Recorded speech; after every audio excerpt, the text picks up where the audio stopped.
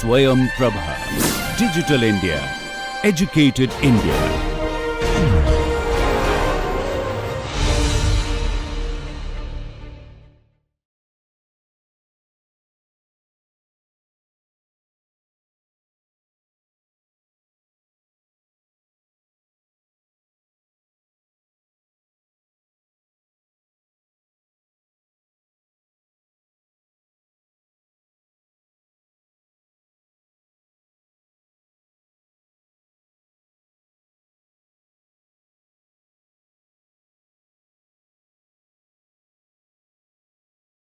Okay, so you see, let's continue discussing the solutions. Okay, so I already discussed the first question. Okay, so the first question there were five parts, and each one was 2 marks. Okay, and I explained certain technical things. Especially many people have made mistakes with the sign of the curvature. Okay, and it should not be by removing the. You should not try to get the sign of the curvature by removing the mod in the formula for the curvature. You should get the curvature, the sign of the curvature, by looking at the geometric normal and comparing the direction of the geometric normal with the sign normal. So you have to draw a picture. Okay, that's very, very important. All right, now let me I've written down something in between that I want to that I don't want to forget to mention. So let me go to the next question. So you see, this is the next question. So you see, you have so I have this one. Find an explicit unit speed parametrization of the plane curve given by the graph of this function. So it's ln of secant x. Okay, and the interval is from -π/2 to π/2. Okay, and this is again, this is see where of course ln denotes the natural real logarithm. And why should such a unit parametrization, speed parametrization exist? That is the question.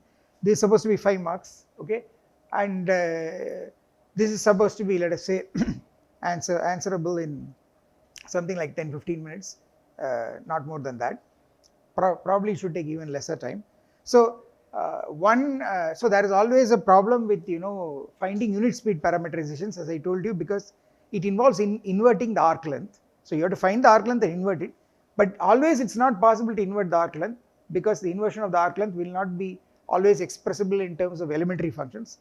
But the reason this question is asked is because in this case you can actually write it down. Okay, using hyperbolic functions. Okay, the inversion can be achieved. So so how does one go about it? So one does the following thing. So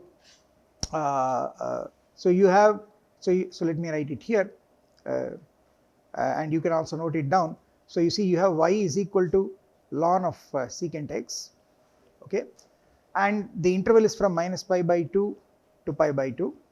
Okay, now you are looking, the curve is the graph of this function. Okay, so the curve is the graph of this function. So basically, you are looking at the parametrization gamma x given by x comma ln of secant x. This is your parametrization. All right. Of course, ln is natural logarithm, which is logarithm to the base e. All right, natural real logarithm. Okay. So what is the modus operandi is you first find out the arc length function, and then you have to invert it.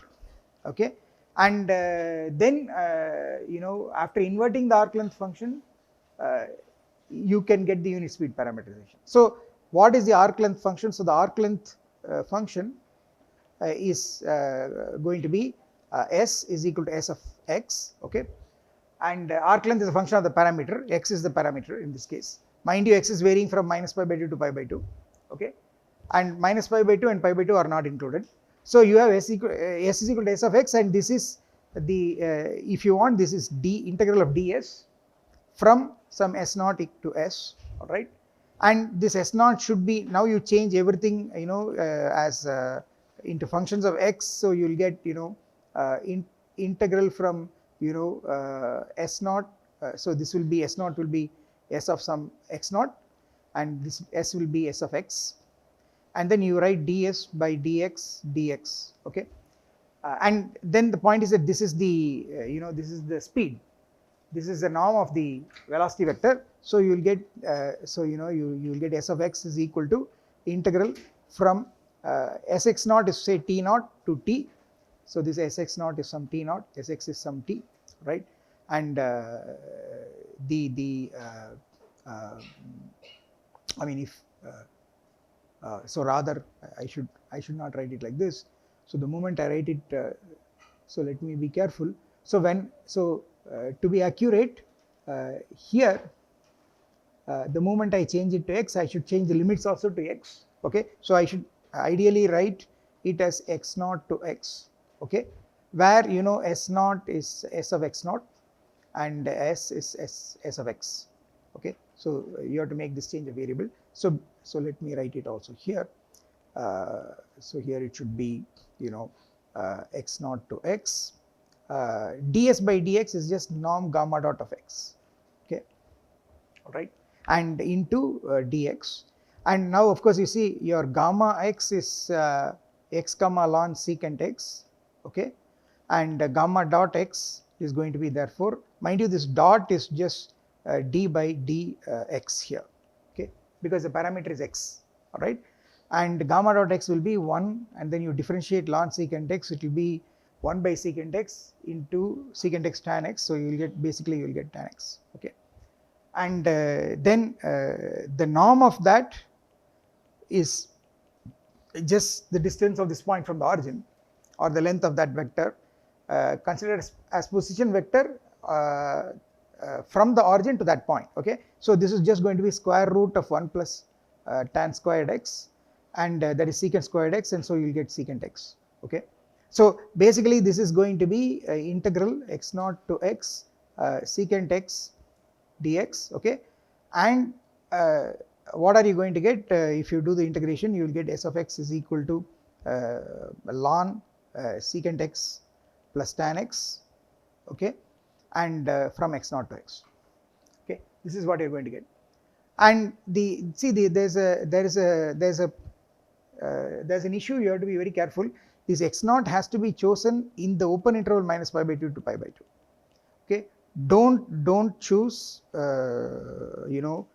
x naught is equal to minus pi by 2. Don't do this. The reason is because this arc length function goes to infinity. Okay, this arc length function is ln of secant x plus tan x.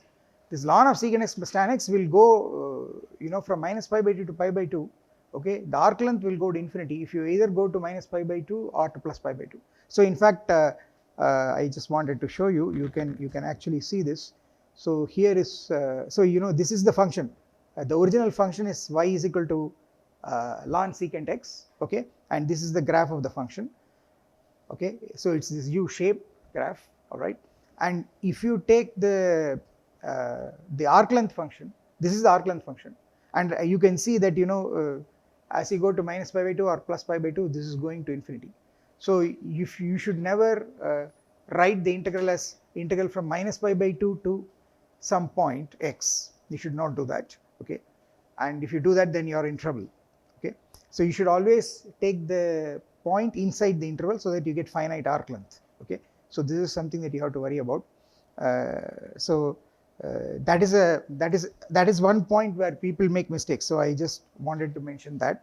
Okay, so in any case, what is it that you are supposed to do? You are supposed to invert the arc length. So what you do is that you write s of x is equal to some, if you want to call it as u.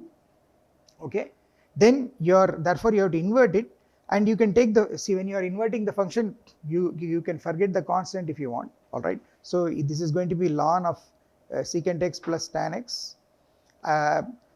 In fact, I should put minus ln of secant x naught plus tan x naught. Okay, so minus ln of secant x naught plus tan of x naught. Okay, and if you want, this is some constant c. Okay, for the moment, let's not worry about it. Okay, so if you invert it, the net effect is that the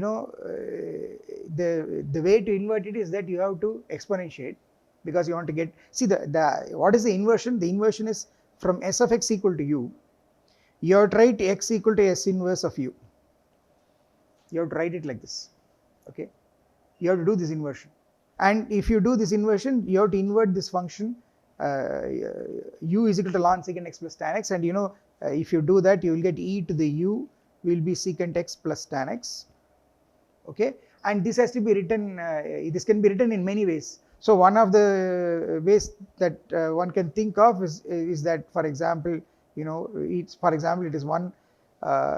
plus sin x by cos x, okay, and this can be written as sin x over 2 plus cos x over 2 the whole squared by cos squared x by 2 minus sin squared x by 2, okay. And then this is essentially 1 minus tan x by 2, 1 plus tan x by 2 by 1 minus tan x over 2, okay. And this is also tan of if you want pi by 4 x by 2 minus pi by 4, okay. Maybe I should write plus, yes, okay. You can write it like this, and yes, so that's all you need. So so from this basically you can write it as so the inversion is you take tan inverse of e to the u, all right, is x by 2 plus pi by 4, right. So therefore you can get x as 2 tan inverse of e to the u minus pi by 2, okay. So this is the inversion, all right. Yeah, so that's right. So there are many other ways of writing this, all right. There are many other ways of writing this, and finally the unit speed parametrization will be that whatever function you get of x, you just plug it in this x comma ln secant x. So the unit speed parametrization, you see it was gamma x which was given by x comma ln secant x, okay. What you have to do is now you write it as capital gamma of u, which is small gamma of this x as a function of u. So x equal to s inverse u, so s inverse of u, okay. And if you do that, you have to just plug in the x value. So you just have to plug in, for example, if you are using this x value, you have to plug in, this will be 2 tan inverse e to the u minus pi by 2, okay. And the other one will be ln secant of this whole term, okay. So this will be the unit speed reparametrization, okay. And there are many ways of writing this. So I just wanted to I wrote them down so that so these are so many ways of writing it. So 2 tan inverse e to the u minus pi by 2, you can also write it as 2 tan inverse of e to the u minus 1 by e to the u plus 1, or you can write it as secant inverse of cos hu, which is the same as secant inverse of e to the u plus e to the minus u by 2, okay. And then on the right side you can write it again in so many ways, all right. So so that is the answer and to this question, except that this constant here can also be incorporated if you want, all right. And probably you can choose that constant to be 0, all right.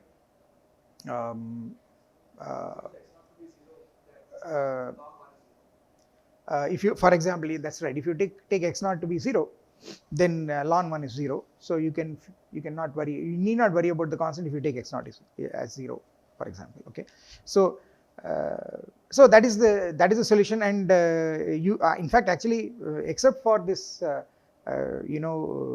tinkering with these hyperbolic functions, there is nothing difficult in this problem, okay. That's what takes a little bit of time, and so it's not at all difficult. And there are two things you have to remember. Don't use the endpoints of the interval, because the curves may have infinite arc length with respect to one of the endpoints, okay. So you have to always be careful, choose a convenient point inside, okay. And the other thing is, of course, what would be the mark distribution? The mark distribution is, well, at least for coming up to, for writing up to this integration part, which is coming up to this part, writing the arc length in this form. So that is about 2 marks, okay. And then inverting it is inverting the function, inverting the arc length is another 2 marks, all right. And then finally plugging it into the original expression to get the unit speed parametrization is 1 mark. So that's how the mark distribution is given, 5 marks, okay. So then so let me go to the next question, which is here. So here's the next one. So this is about a space curve. So there are 3 coordinates there is which are dependent on this real parameter. So you see it's a space curve, and this a and b are real constants, okay, positive constants, and there is the space curve. And the first thing is that one has to find the curvature of the curve as a function of t. T is the parameter, and then find values of a and b so that the curvature will be constant, all right. Now this is just a matter of formula, okay, and you just use I need to copy that down. A cos t plus b sin t, yeah. So curvature, so let me use a different color. Of x of t is equal to a cos t plus b sin t, and z of t was with a minus sign, a cos t minus b sin t. T is a real parameter, a and b are positive real numbers, they are constants, and what was y of t was a cos t.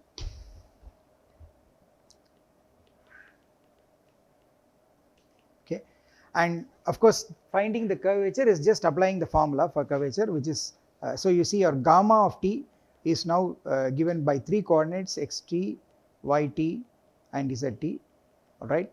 And the curvature formula is k of t is you have to calculate gamma dot and cross it with gamma double dot, take the norm of that vector and divide by norm gamma dot cube, okay. This is what you are supposed to do. And there's something that I noted that I should tell you, that people sometimes have a problem with remembering which of this is the numerator and which of this is the denominator. So unfortunately sometimes you flip it and then everything goes wrong. So I mean, this is something that can happen even to me, for example. So the way to for example avoid these kinds of things is that you have a a reason for not doing that, and that is that remember that the curvature is always defined only for a regular curve, okay.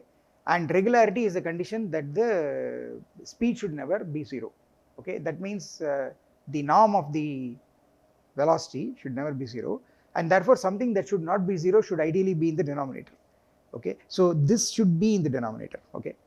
That's the way to remember it, okay. Had this been in the numerator, then it would kind of still be defined if norm gamma dot is 0, okay. So that's one way to remind yourself that you should put the gamma dot term, norm gamma dot term in the denominator, okay.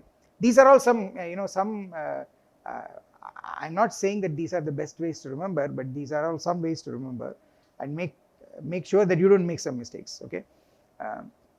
So for example, I try to remember it like that, okay. Then the other thing is, the other kind of mistake that you can make is in the power of gamma dot, okay. So that is another very common error, and that error is basically, you see, it depends on how you are writing it.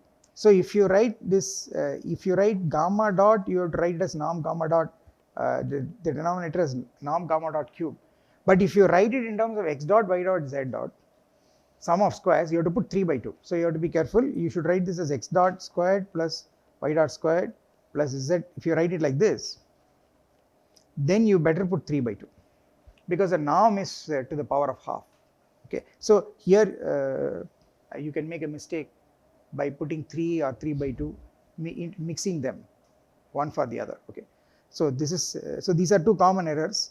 Anyway, you compute the curvature, and what happens is that the curvature turns out to be it's a calculation of the numerator is a matrix calculation. You are all familiar how to do the cross product of two vectors. You will get basically you will get root 6 AB divided by 3 A squared.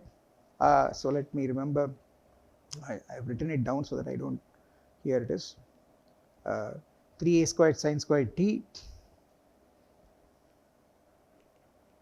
plus 2B squared cos squared t to the power of 3 by 2. So this is what you will get, okay. And so one part of the question was to find the curvature, the other part was to find A and B so that this curvature is a constant. And you see the numerator anyway is a constant, okay. It's only the denominator that you have to worry about, okay. And the denominator will be a constant only when these two coefficients 3A squared and 2B squared, they have to be equal, okay. Then because if they are one and the same value, you can pull that out and you will get sin squared t plus cos squared t, and that will become 1. That's obvious, okay. Now you can do this gory thing of taking this denominator as a function of t, okay. Finding maximum and minimum of the denominator is this thing inside the bracket, and then you have a power 3 by 2. So it's the same as finding maximum and minimum of what is inside the bracket, because the power is greater than 1, okay. And then for what is inside, you can take it as a function of t and apply calculus and find the critical points of that function, and then find the test the critical points for maximum minima. But you don't have to do that far, okay. You can just do it very easily by just looking at by using the fact that sin squared plus cos squared is 1, okay. Then you will see that it's very clear that unless 3A squared equal to 2B squared, it's not going to be constant, okay. So moral of the story is that this is constant, if and only if 3A squared is equal to 2B squared. This is the condition. And so this was the first part of the question, okay. Of course, if you do it with calculus also, you will get the same answer, but it's only going to be longer, all right. But I think you don't have to use calculus here. It's quite straightforward. You just have to use sin squared plus cos squared is 1, okay. And also incidentally, the fact that the trigonometric function sine or cos or sine squared or cos squared, they are continuously varying functions. There is no portion of the real line where they are even locally constant, okay. The sine and cos functions are continuously turning. You have to use that, okay. So okay, so that was and for this part of the question, so I would give 1 mark for computing this curvature, okay, and 1 mark for concluding that the curvature is constant under this condition, okay. Then what is the second part of the question? It is somewhat intuitive. So the intuitive thing is you try to think geometrically based on the relations between x and y and z, and try to get the torsion of the curve, okay, which is a measure of the curve not being a plane curve, okay. So there are two things that you can immediately see from this from these equations, that x plus z is 2y, you get that, and x plus z equal to 2y is the equation of a plane. So whatever satisfies these three equations has to lie on that plane. So you see it's a plane curve. Therefore for a plane curve, the torsion is 0, so you should guess that the torsion is 0. There is a formula for torsion, you can compute that, then also you will get 0, all right. So the torsion is 0, but but you don't have to really use the formula for torsion. You can just see that it is a plane curve and then conclude that torsion is 0, okay. So that was this part.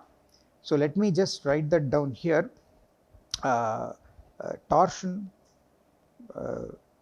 is 0 because the curve satisfies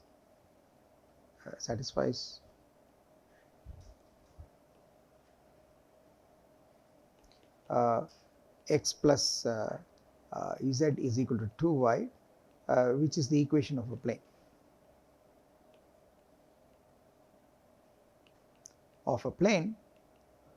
Which implies that the curve is a plane curve.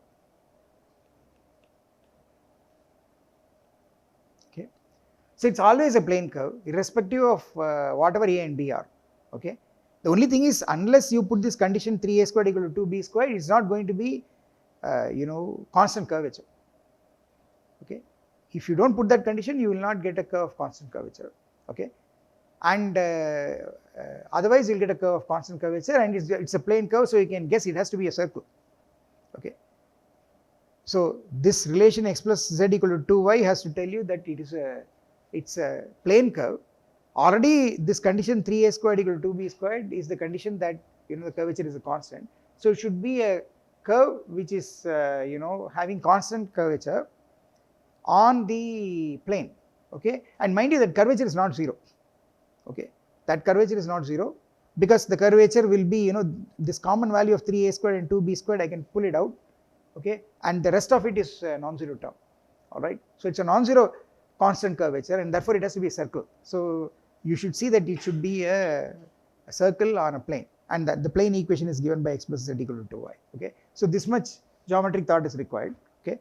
And for this I have given I would give 1 mark. All right.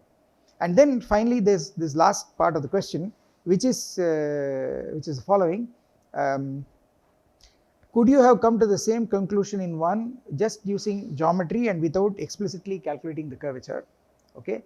So for that you have to again look at these 3 equations. Okay. So if you square all of them and add them, okay, then what you will get is, see, if I square and add, I will get a 3a squared, okay, and I will get a 2b squared. Okay. And you see, I will get a 3a squared cos squared t, okay, and I will get a 2b squared sin squared t. And you see, of course, this in the first term 2ab sin t cos t, and the last term minus 2ab sin t cos t will go away. So if you look at that carefully, you see you get the following thing. Also we have, you see, xt squared plus yt squared plus zt squared is 3a squared cos squared t plus 2b plus, maybe I should write, yeah, plus 2b squared sin squared t. This is what I will get. Okay. And see if you want, already it's a plane curve because of this x plus z equal to 2y. Alright. It's a plane curve and you want constant curvature, then it has to be only a circle or a straight line, but the curvature is not 0, so it can only be a circle. Okay. And how do you think you get the circle? It has to be a plane section of a sphere. It should be a section of a sphere by a plane. So you see that if this was constant, okay, then this equation would be a sphere. Then the points on the curve will lie on this sphere as well as on this plane.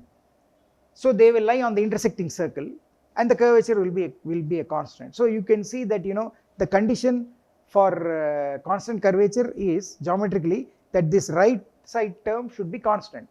That again will happen only when 3a squared equal to 2b squared. Okay. So again you can come to the same conclusion without making any calculations. Okay. So that's what I wanted people to think of. Okay. So which becomes a sphere,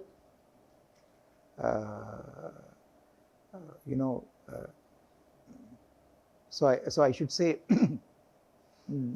so I should say the following thing.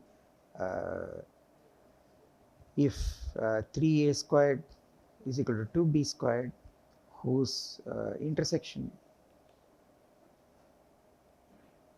so I should write the equation like this: x squared plus y squared plus z squared is equal to 3a squared cos squared t plus 2b squared sin squared t.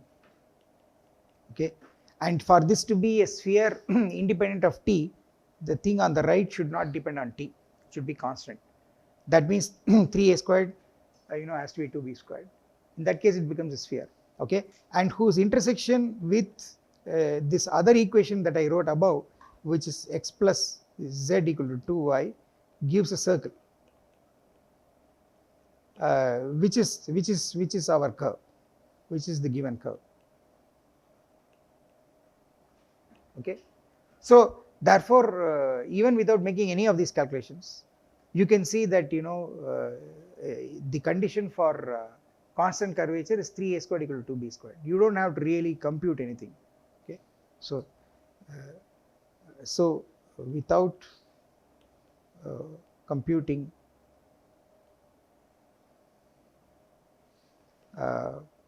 kappa of t or tau of t, we can conclude all the assertions above. Okay, so you can do that. So and I had given 2 marks for this. Okay, for this part. Okay, so that ends the discussion of this paper. All right. So what I am going to do now is continue with our earlier discussion. Okay, which is so let me bring you back to that frame of mind. We are trying to understand the importance of the Front-Essere relations. Okay, and I told you that the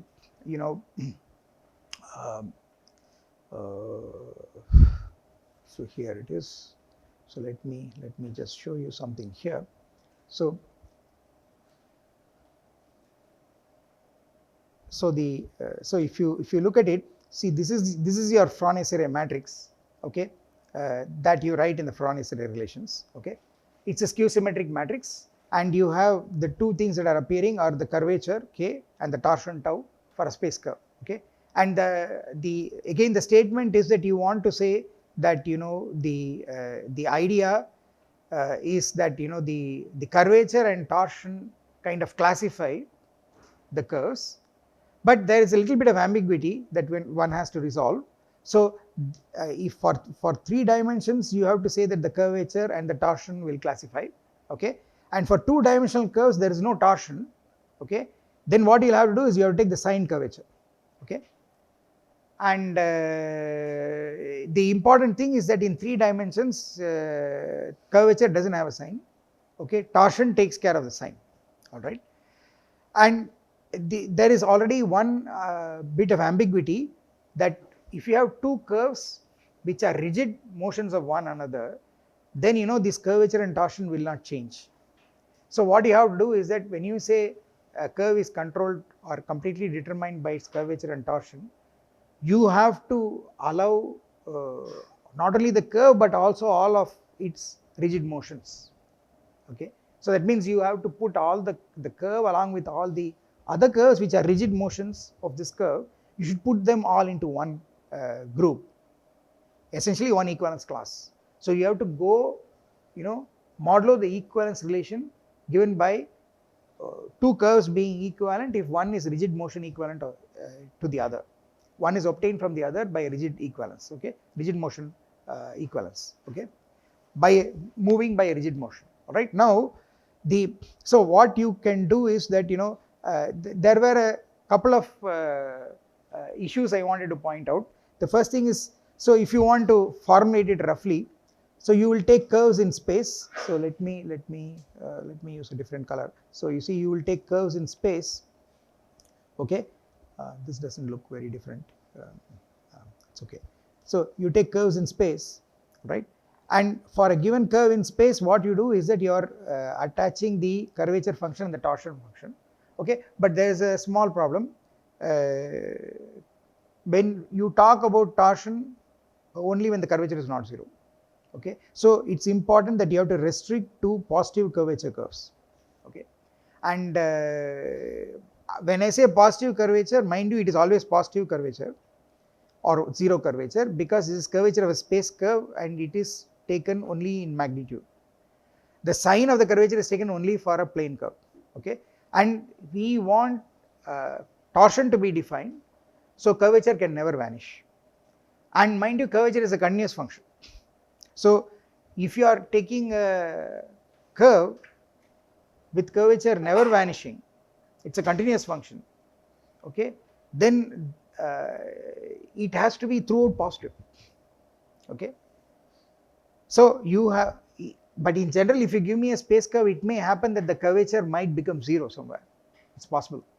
Okay. So the problem is that you have to only consider curves for which the curvature is always positive. So when I write on this side curves in space, you have to make sure that the curvatures are always positive, and then you attach to such a curve C, you attach to this pair, namely the curvature and the torsion. Okay. Then now the point is that you want to, now you have to make this mathematically correct. Okay. So what you do is that you have to get to parametrizations. All right. So you have to get a parametrization of the curve and write the functions. When you do this, you have to use only regular parametrizations. Okay. And of course it will be on some interval. Okay. And then you get the curvature function and the torsion function in terms of the parametrization now. Of course, the curvature and torsion are geometric things. They will not depend on the parametrization. So these things you are getting on the right side, those numbers are, those functions are the same, even if you make a change of parametrization. Okay. But you should only make sure that you are using a regular parametrization. All right. And I wanted to say that, you see, the torsion function is continuous. Okay. And you see the curvature function also is continuous. Okay. Of course, whatever functions we are interested in learning or studying about, we assume they are all continuous, at least to begin with. Okay. And here is the big deal. You see the curvature function, if you look at the formula in terms of the parametrization, it involves gamma double dot. So that will tell you that gamma should be should be second continuously differentiable. But if you look at the torsion, formula for the torsion, that will involve gamma triple dot. That will tell you that gamma has to be in C3. So there is a further restriction. All these parametrizations you are taking on the left side, they should be C3. Okay. So here you should also restrict should be C3. Okay. Because I need gamma triple dot to be continuous. It appears in the formula for the torsion. Okay. And so you need the curves that you are worried about should have always positive curvature. They should be third continuously differentiable. Okay. These are the kind of curves you have to work with on the left side. Okay. And then on the right side, there's one more nice thing that's happening. In fact, the curvature is not just C0, it is actually C1. The reason is because, you see, the curvature involves gamma dot, gamma double dot, and the highest derivative that is involved is gamma double dot. But you see, gamma triple dot itself exists. In fact, gamma triple dot is even continuous. That means gamma double dot is continuous. So therefore, this curvature is not only continuous, but this gamma double dot can be further differentiated. You can get gamma triple dot. So the fact is that, you see, this curvature function is actually even C1. Okay. So it's not just that it is continuous, it's even continuously differentiable. All right. So the moral of the story is that this map actually lands in. So here one should replace this by C1 cross C0. Okay. And so it sends every curve to the pair consisting of the curvature and the torsion. Now there is a problem with the this reparametrization. Okay. I can take the same curve and I can parameterize it in a different way by using a reparametrization. But the point is, when you do a reparametrization, your curvature and torsion will not change. Okay. So we don't want to have that ambiguity. So what you do is that you try to choose a unique parametrization. Okay. And that unique parametrization is going to be achieved if you take increasing arc length. Okay. And if you want, when it is increasing arc length, you have to measure it from some point on the curve. So you also fix a point on the curve. Okay. So then it becomes unique. There is no more ambiguity. So here on the left side, I have to write two things. Gamma should be C3 AB. Okay. And you also need that K gamma is always positive. you need these conditions. Okay. So what we do is that in order to keep the parametrization unique, you do the following thing: you take unit speed curves, okay, with a fixed point such that the arc length at that point is 0, okay, and you also need to restrict to curves with positive curvature, and I should also say that this gamma must be C3. Okay, I need it to be third continuously differentiable. So that is the set on the left side.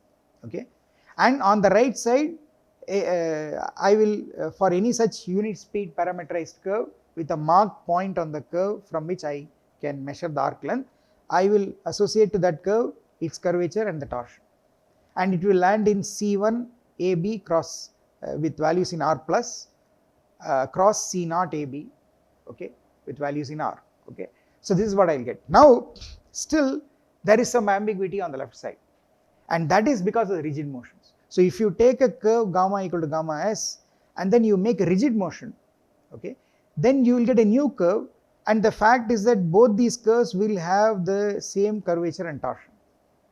Okay, because when you make a rigid motion, mind you, you are only pushing the curve to another point in space. Probably you are twisting it and then you are translating it. Essentially that's what you are doing. Okay, this involves some math that we will have to worry about. I have to tell you that the rigid motions are essentially given, you know, oriented rigid motions are just given by translations and rotations. Okay, therefore the point is that under rigid motions nothing is going to happen to the, you know, the curvature or the torsion. Okay, so on the left side if I put two curves which are rigid motions of one another, on the right side I am going to get the same curvature and torsion. So I don't want that ambiguity. So what you have to do is on the left side you have to on the left side you have to mod out by the group of rigid motions. Okay, so finally, you know, the statement is the following: what you have to do is you have to take an open interval AB. Okay, you have to look at unit speed parametrized curves on that interval AB with arc length being measured at a fixed point of that interval. Then what you have to do is that make sure that all these unit speed parametrizations are C3, and also make sure that the curvature functions are all positive. That is the collection of curves you have to take, and on this collection of curves you have to define this equivalence relation that two curves are equivalent if and only if one is the rigid motion of the other. And mind you, this business of one curve being rigid motion of the other is actually an equivalence relation. It's symmetric, reflexive and transitive. So if curve 1 is rigid motion of curve 2, that means curve 1 can be moved to curve 2 by a rigid motion. Okay, then every rigid motion can be reversed. The reverse of a rigid motion, the inverse of a rigid motion is also rigid motion. So I can bring curve 2 back to curve 1 by applying the you know, inverse of the rigid motion. And if you want to quickly think of it mathematically, a rigid motion is going to be just a translation followed by a rotation, and translations can be undone by translating in the other with the negative of the vector. Okay, and rotations can be undone by rotating in the opposite sense with the same angle, so they can be undone. Okay, so the moral of the story is that, you know, if one curve is rigid motion of the other, then the other curve is also rigid motion of the first one. So it's symmetric. The definition is symmetric. Okay, and if you can move curve 1 to curve 2 by rigid motion, and then curve 2 to curve 3 by a rigid motion, I can move curve 1 to curve 3 by a rigid motion by just composing the two rigid motions, and a composition of rigid motions is also a rigid motion. Okay, so here is the big deal. The big deal is rigid motions form a group under composition. There is one, there is an identity element which is just, you know, the identity map. That means don't move. Okay, that is the identity element of this group. And if you give me any rigid motion, it has an inverse which is also a rigid motion. A group should have inverses. Group should have an identity element, and it should have a composition. What is a composition? It's just composition of maps. So what is happening is there is this group of rigid motions that is coming into this picture, and we need to you know, write it down mathematically. So this involves the following thing. So I have I have written it like this, which is what is going to be the motivation for what we are going to do. Namely, these rigid motions, they have certain nice properties. So first of all, the rigid motions are all isometries. Namely, they will preserve distances. See, if I take a figure and a solid, for example, and then move it by rigid motion, okay, then I take 2 points on the solid and measure the distance between them. Then I take their images and measure the distance. That's not going to change. Rigid motions are going to preserve distances, and maps that preserve distances are called isometries. Okay, and if you take 3 points, okay, then not only will the rigid motion preserve the distances, okay, even the angles of the triangle joining the 3 points, even the angles are going to be preserved. So what happens is that the rigid motions are not only isometries, they are going to be equiangular, or what is called as isogonal. They will preserve angles, okay, and there are 3 kind of rigid motions that you can always think of, okay. One are the translations, the other ones are the rotations, okay. And when it comes to reflections, there is a little bit of a problem. The problem is that the reflections can kind of mess up with the orientation, okay, and you cannot call reflections actually as a rigid motion in some sense, okay, in certain situations, okay. But translations and rotations are certainly examples of rigid motions, all right. And the question is, how will you relate translations and rotations with rigid motions? That's one question. So one has to prove this very important fact that any oriented isometry has to be a composition of a translation and a rotation, okay. This is a mathematical fact, okay. And how do you do this? Now, how do you get to really translate to mathematics this group of rigid motions? What you have to do is you have to connect with linear algebra and the inner product, okay. The inner product comes in because of this angle preserving business, because you see the angles are measured only by the dot product of 2 vectors. So the inner product comes in, and for those of you who have done linear algebra, there are these objects called inner product spaces, okay, and there are mappings which preserve the inner product, okay. And that kind of linear algebra is what leads to what is called the orthogonal group, okay. It leads to this idea of orthonormal basis, and you would have also come across what is called the Gram-Schmidt orthonormalization process, okay. So all this linear algebra is involved here. And the other thing is, you can write everything, the moment you go to linear algebra, you can write everything in terms of matrices by fixing a basis, and that's when you get to really understand this matrix. You get to understand this matrix in terms of rigid motions. That's what you have to do. You have to relate the Frone-Serre matrix with rigid motions. If you can do that, okay, then you would have understood everything, and that's what we have to do. So what we have to do is, the program is, you have to study isometries, you have to understand how isometries will be connected with linear maps, okay. And for that, the problem is you see, for example, there is a problem, if you take a translation is not a linear map. That's the problem. You see, a linear map should take 0 to 0, but translation will move 0 to some vector. So it's not taking 0 to 0. So translations are not linear maps. Similarly, rotations are also not linear maps, unless it's rotation about the origin, okay. So in general, rotations and translations are not linear maps, but you have to translate them to linear algebra. So you have to do something there. So that's what we have to do, okay. You have a question? No, so reflections will mess up things even in 3D. See, for example, if for example, if you take something like how do I say it, so let me try to tell this geometrically. You take a sphere, and then you take this plane, take any plane that is passing through the center of the sphere, okay, and look at it like this. So this is a plane like this, and these are the 2 hemispheres. See, if I reflect it, okay, you see what is happening when you reflect it. You see the this what is in the outer surface, that kinds of comes into the inner surface. Okay, you see, and what is on this side in the outer surface kinds of comes into the inner surface. You see there is some orientation is getting, if you look at the normal outward pointing normal to the sphere, okay, it's getting messed up. The orientation will get reversed. And actually in principle, you know, I can take this sphere, all right, and you have to think about it. If you take this sphere and you take its reflection by this plane, okay, it's also physically the same sphere. But I believe if you draw a map on the sphere and reflect it, okay, you will not be able to superimpose on the original sphere, with the original sphere along with the map. That's because the orientation is going to get messed up.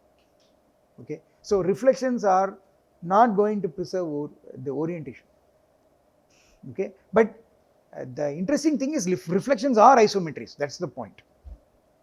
They are the only isometries which create this problem of messing up with the orientation. Okay, translations will not mess up with orientations, rotations will not mess up with orientations, reflections will mess up with orientations. Okay, that is the whole problem. Okay, and therefore, you know, reflection is not a rigid motion, it's only an isometry. Okay, and therefore you have to worry about reflections. But on the other hand, you see these reflections not being rigid motions. Interestingly, okay, however, if you take all the isometries, okay, that's the so-called orthogonal group, and the beauty is that this orthogonal group is completely generated by reflections. Okay, so even you know, the reason is reflection changes the orientation, but if you take a composition of two reflections, that will preserve the orientation. That is the reason.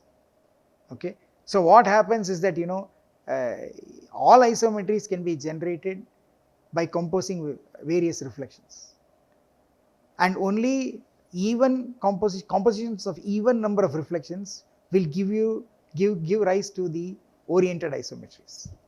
Okay, so there is this structure of the orthogonal group, which is all isometries, and what is called the special orthogonal group, those which have determinant 1, that is controlled by, you know, decomposition as composition of even number of reflections. Okay, so all this structure, you know, this matrix groups, the orthogonal group, connecting isometries with linear maps, all this has to be done properly. Okay, and then we will be able to interpret the Frone-Serre matrix, which is a matrix of the differential equation, with its connection with the rigid motions, and that will finally give this very nice theorem. What it will tell you is that if you took an interval AB and you took only unit speed curves with increasing arc length, and you fixed a point in the interval to measure the arc length, okay, and you make sure that all your unit speed parametrizations are C3, you also make sure that all the curvature functions are positive, then on this set you take the equivalence classes given by rigid motions. That set is in bijective correspondence with the pairs consisting of positive curvature functions and torsion functions. Okay, and this bijectivity, this one-to-one correspondence tells you two things. It tells you that for every positive curvature function, which is C1 smooth, and a torsion function which is continuous, there is a curve for which these are the curvature and torsion functions, and any two such curves will differ by a rigid motion. That's what you will get, and that is the, you know, that is a complete mathematical bijection. That is the, you know, mathematical mathematically accurate way of saying that, you know, a curve is controlled by its curvature and its torsion. Okay, so there is all this math that is involved, and we have to, you know, write it down. Okay, so that's what we will do in the following lectures. Okay, so Yeah, I'll stop here.